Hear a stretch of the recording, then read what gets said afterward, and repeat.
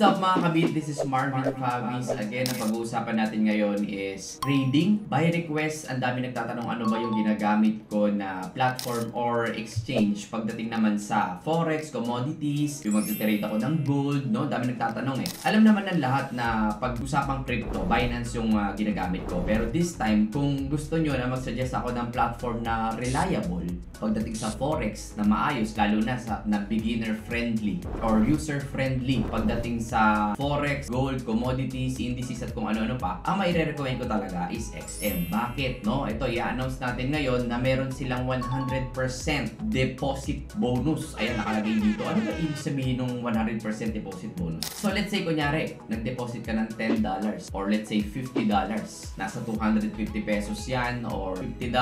Lagay mo na na 2,000 to 2,500 pesos. Madodoble yun. 100% yung bonus mo. Naglagay ka ng $10, ang mangyayari, $20 yung tradable. Ibig sabihin, pwede mo siyang matrade. So, may allotted ka pa. Ngayon, kung hindi mo naman gusto mag-trade muna, gusto mo mag-practice, ang maganda dyan guys, pag nag-create kayo dito no, sa XM, meron silang demo account. So, yung mga traders, nakikita nyo, may risk warning dito. Sa baba, ayun, napapakita natin, no? Your capital is at risk. Okay, leverage product may not be suitable for everyone. So, ibig sabihin guys, trading is risky. Anong mangyayari dyan? Kaya nga tayo nagtuturo, kaya ka nag-aaral, no? Bago mo pasukin, magde-demo account ka muna. Pag ready ka na, that's the time. Pwede mong pasukan ng real money yan, no? Kapag ka-inaral mo na. Maraming type of strategies na pwede mong gamitin sa pagtitrade ng crypto, ng forex, ng gold, ng indices at kung ano-ano pa, no? Even stocks. Kailangan mo lang talaga guys ng matinding strategy. Aralin mo yung technical analysis, fundamental, saan tumitingin ng news, no? Marami kang i-consider. Hindi porket nakita mo na kumikita kami ng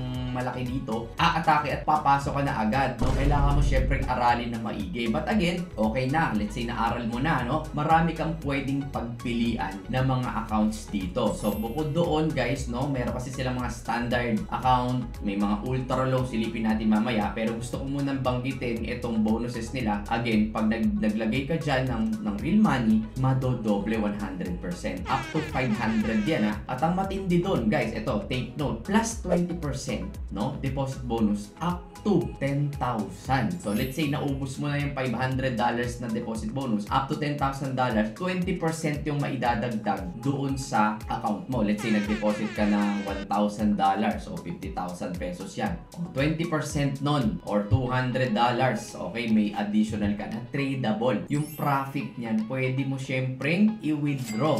Okay, so yun guys, ang isa sa mga magagandang features. Bakit ito yung pinipili natin na platform? And pagdating naman guys sa security and yung kung credible ba to, hindi ba to biglang mawawala. Yun ang danger sa ibang mga platform. Baka mamaya, okay, ang gaganda nga ng bonuses, no? Pero ang problem, baka mamaya magsarado yung kumpanya at walang enough liquidity. Okay, so mangyari, ubos. Okay, medyo lilitan ko lang to. Bakit ko nasabi na okay din ang XM at bakit ito yung ginagamit namin? Kasi syempre guys, unang-una, okay, ito, nakikita nyo ba to? Manny Pacquiao proud sponsor. So sa tingin nyo ba, diba, papansinin to ni Manny Pacquiao kung hindi nila sinala nung team niya, no? Kung okay ba itong XM? Syempre mapapahiya yung pangalan ng ating pambansang kamao. Okay? Bukod doon, meron pa tayong ultra low, no? Pwede pag nag-open ka na account, pwedeng real account, pwedeng demo account. Trade forex with ultra low spreads. Guys, may mga ultra low lalo na sa mga traders dyan, no? Ito yung tinitingnan. Kung ikaw yung newbie, baguhan ka pa lang, pwede mong simulan dun sa standard account. Pero kung trader ka na, malupit, gusto mo ng maliliit na spread, ayan, may ultra low sila. So, ayan, trade with forex, CFDs, crypto, meron din, shares, futures, indices, metals, and energies. So, 1,000 trading instruments, 24/7, okay? Yung trading ng crypto and CFDs, kasi di ba pag forex, gold, Monday to Friday ka lang pwede mag-trade eh. So, kung medyo talagang may energy ka pa mag-trade Sabado, Linggo, ayaw mo magpahinga, why not? Di ba? Mag-trade ka. Mag-trade ka na mag-trade, no? And then, ayan, 1,000 yung leverage na max. Bonus, ito yung kanina pinag-usapan natin. Meron din silang mga competitions, no? May mga, actually guys, meron na silang copy trading. Malapit na yung copy trading nila. And excited ako doon. Why? Because yung trade namin, pwede nyo nang optyahin. Let's say, wala kang time, wala kang oras, no? Hindi mo trip na pag-aralan pa, wala kang time, yan. Meron tayong copy trading, pero tsaka na natin ito pag-usapan, no? Kasi ito guys, kung gusto ninyo, registration yung pinag-uusapan natin. Kung gusto nyo magka-account na na reliable platform. Meron link sa ilalim para hindi ka na mahirapan. So i-click mo lang dyan sa description sa ilalim, no? Kung nanonood ka ng YouTube, meron dyang link ng XM. Register ka lang. So wag mo lang kalimutang i-verify yung account mo para talaga masabi na legit yung account mo, kasi mahigpit sila guys, no? Lalo na sa mga deposit and withdrawal, dapat ikaw lang mismo yung may-ari ng account para sa'yo lang papasok yung income mo, okay? At hindi yan makuha ng iba. So napakataas ng security ng XM. Yan. So paghandaan na natin yan. So by the way guys, may app yan. Pwede mong i-download sa App Store mo, o sa iOS, sa Android, ikaw nang bahala. And again, when it comes sa credibility naman, sino ba yung mga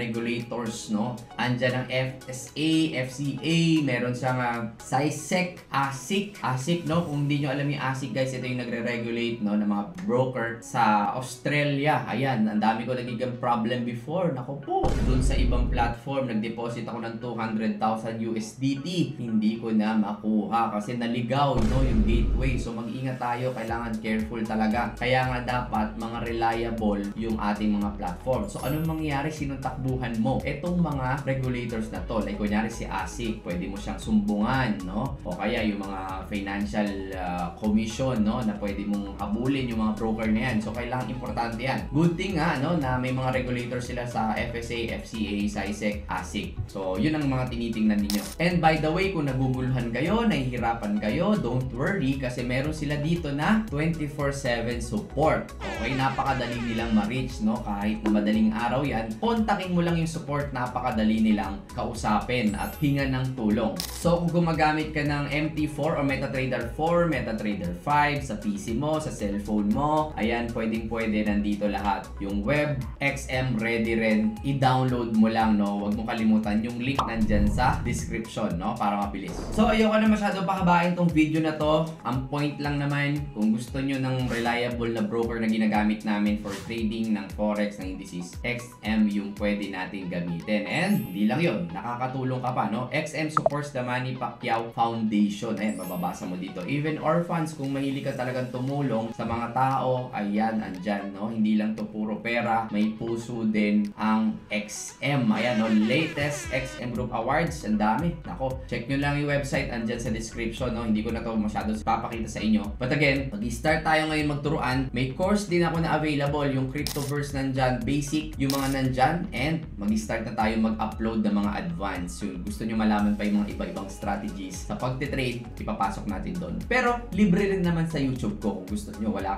masyadong budget. Pwede naman, wala namang problema, wala pilitan. Niready ko lang yun for you para makapagturo tayo ng mas organized. Guys, Marvin Favis here. Maraming salamat po sa oras ninyo. Again, register na sa XM. God bless everyone.